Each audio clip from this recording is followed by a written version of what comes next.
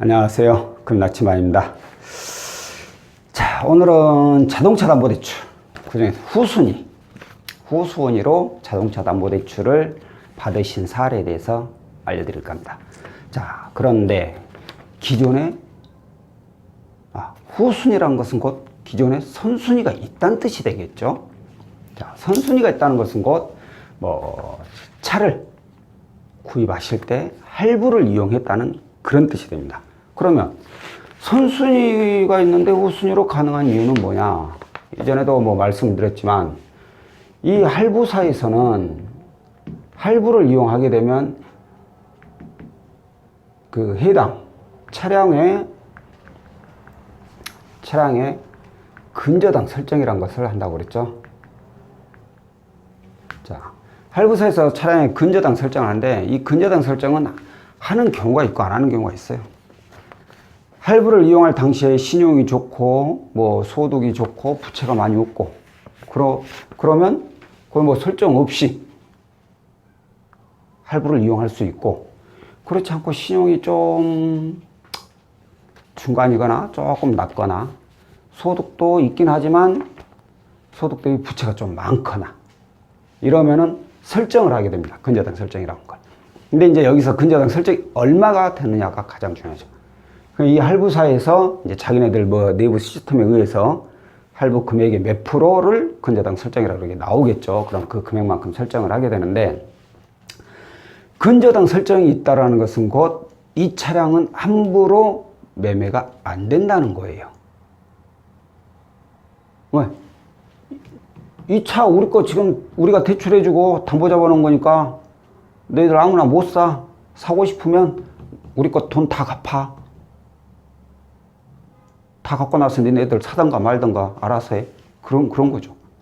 그 자동차를 담보로 딱 치고 있다는 뜻이죠. 자, 그렇기 때문에 후순위로, 그런데, 그러면 선순위로 이렇게 설정이 되는데 어떻게 해서 후순위로 대출을 또 이용할 수가 있죠? 예를 들어가지고,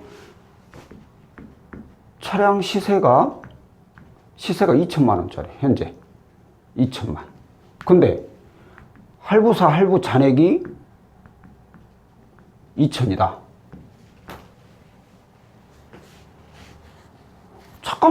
잠깐만큼 잔액이 남았는데 어떻게 대출을 받을 수 있나요? 라고 물어보시는 분들도 있어요. 그래서 바로 근저당 설정 금액이 중요하다는 거예요. 이 금액이 얼마이냐에 따라서 할부 잔액은 저리 가버려요. 여기다가 근저당 설정 금액. 예를 들어서 1,000만 원이다. 설정되어 있는 금액이. 그러면 차량 시세는 2천인데 설정이 1,000만 원이잖아요. 그럼 여기서 1,000만 원까지는 해주겠다는 뜻이에요. 설정 금액 예를 들어서 100만 원이야. 그럼 2천인데. 그럼 1,900까지는 가능하죠. 할부 잔액을 근데 아예 안 보진 않죠. 너무 많이 남아있다면 비록 2천에 설정 금액이 100만 원이다. 그럼 1,900까지 되느냐? 그러진 않아요. 또 여기서 이제 좀 까집니다. 1,500 정도 나올 수 있거나 이렇게는 돼요. 근데 그만큼 근저당 설정 금액이 얼마이냐에 따라서 후순위로 담보대출이 가능할 수도 있고 아닐 수도 있다는 거예요. 자, 오늘 한번 고객님 사례 하나 좀 알려드릴게요.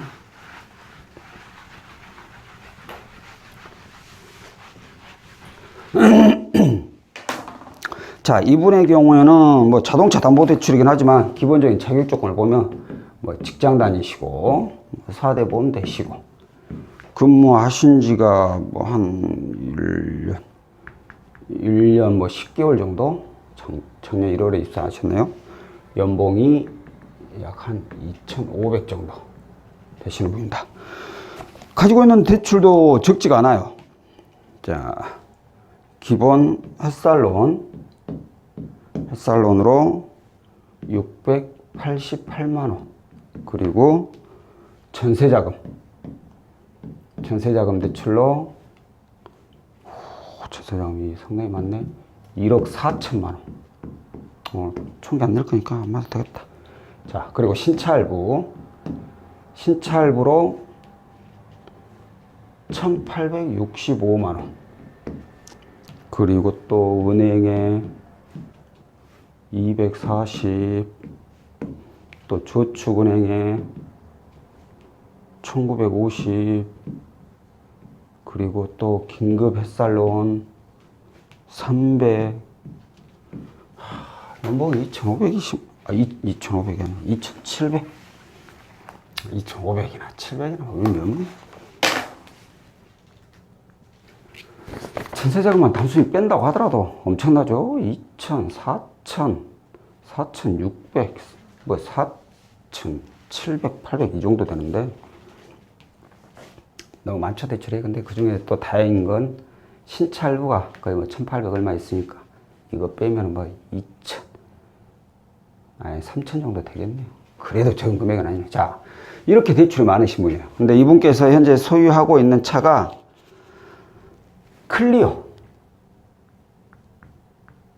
클리오라는 차량이고 이게 2018년 8월식이에요.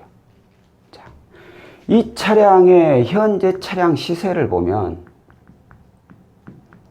시세가 적었는데 중고 시세입니다. 이제 이건 이미 이용하고 있으니까. 예전에 어느 분이 그럼 차량 시세 혹시 아세요? 4000인데요.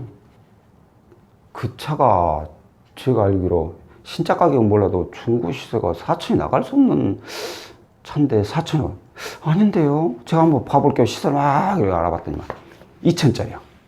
2000 정도 될 것 같은데 그냥. 아니요, 4000이에요. 완전 이렇게 확실하다는 뜻이 얘기를 하니까 아, 이거 내가 뭘 잘못 봤나? 뭐 아니면 내가 아는 그 차가 아닌가? 했더니만 결국 얘기하다 보니까 고객님은 신차 가격은 이제 아니에요. 이미 이용하고 소유하고 있기 때문에 중고차 가격이 돼요. 근데 중고 매매상에서 파는 가격하고 금융사에서는 좀 틀립니다. 왜냐면 매매상에서 판매하는 차는 이미 그 매매상 수수료라는 그런 것들이 다 포함된 가격이에요. 그러다 보니까 좀 더 높아요. 근데 차량 시세를 보니까 1700만 원이에요. 자, 그러면 이분께서 현재 신차할부로 이용하고 있는 게 1865만 원. 차량 시세가 1700만 원이야.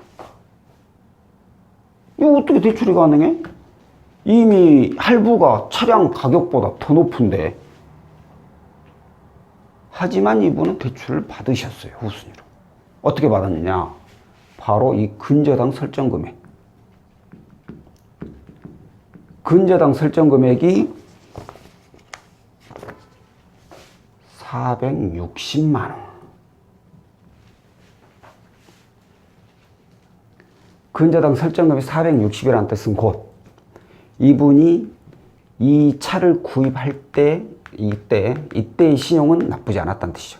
어떻게 보면 이런 대출들이 이후로 급작스럽게 발생이 됐다고 볼 수 있을 것 같아요. 제 생각에. 지금 이 상황에서 예를 들어 가지고 신차를 구입했다. 그러면 이분은 그 설정이 100% 됐을 것 같아요. 근데 이때 당시에는 좋았기 때문에 소액만 460만 원 정도만 설정이 된 거죠. 그러면 1700에서 460 빼면 얼마예요?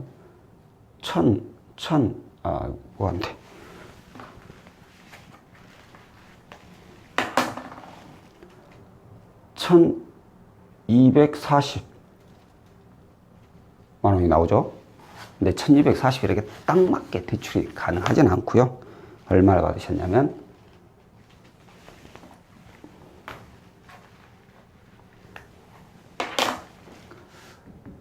후순위 자동차 담보로 1200만 원을 이용을 하신 그런 사례가 되겠습니다.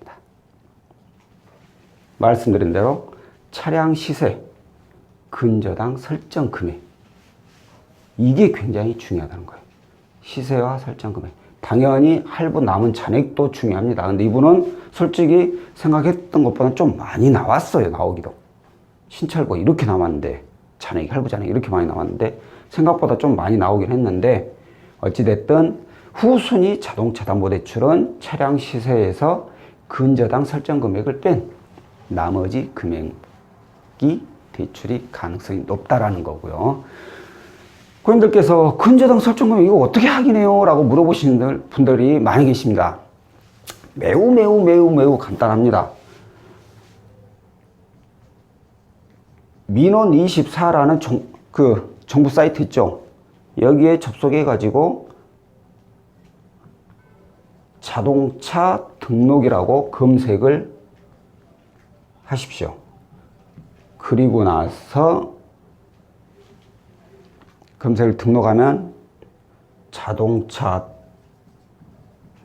등록 가로해서 을인가? 이런 멘트가 있어요. 이런 문구가 두 번째예요. 정확하게 제가 이 문구를 생각이 안 나는 이 을, 이게 굉장히 중요해요. 을부라고 하거든요. 이제 제가 자동차 등록에 을부가 있고 갑부가 있어요. 갑부는 소유자, 언제 구입했고, 차가 뭔지 이런저런 내용들, 차에 대한 내용들이 나와요. 을부는 이 차에 이제 설정이 있냐 없냐, 압류가 있냐 없냐, 금전적인 문제가 나오는 거죠. 이것 때 보면 정확히 알 수 있어요. 내가 신차를 1865만 나오는데 을부를 떼봤는데 아무리 떼도 없다고 뭐라고 했더라. 없으면은 검색된 게 없다고 하던가 뭐라고인가 빨간색으로 뭐 없다고 떠요. 검색이 안 돼. 그건 설정이 없다라는 거예요. 그러니까 할부사에서 설정을 안 걸었다는 뜻이죠.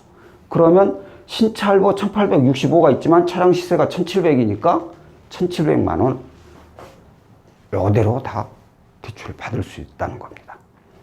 이분이 직장인이시고 만약에 대출이 이렇게 없다, 신용도도 나쁘지 않다, 그러면 차량 시세 플러스 신용대출이 또 돼버려요. 대출이 많이 없고 신용도가 나쁘지 않다면, 그러면 이제 신용은 그 상황에 따라서 금액이 틀려지니까 정확히 금액을 제가 말씀드릴 수는 없지만 차량 시세보다 훨씬 더 많은 금액을 이용하실 수도 있다라는 얘기가 됩니다. 자, 오늘은 차량 시세 대비 근저당 설정 금액이 얼마나 되느냐에 따라서 신차 할부 잔액이 남아있어도가 아니라 많이 남아있어도 후순위 자동차 담보대출이 가능하다라는 것에 대해서 안내를 해드렸고요. 다음번에는 또 다른 상품으로 찾아뵙도록 하겠습니다. 고맙습니다.